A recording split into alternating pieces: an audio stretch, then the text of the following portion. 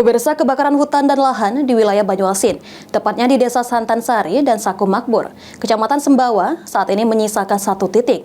Lambatnya proses pemadaman sendiri karena kendala air yang kurang.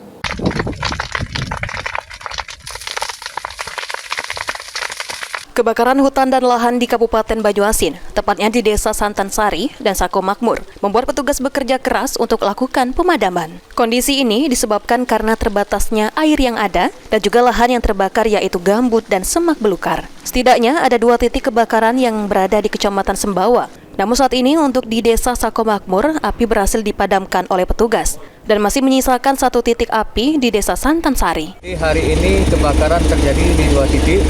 Yang pertama itu Desa Saku Makmur, kemudian 1 titik lagi berada di Desa Santansari. Kemudian Manggala Agni terdiri dari 1 regu dibantu oleh Babinsa dan masyarakat Saku Makmur dan Desa Santansari pemadaman pada hari ini. Apinya gimana, Bang?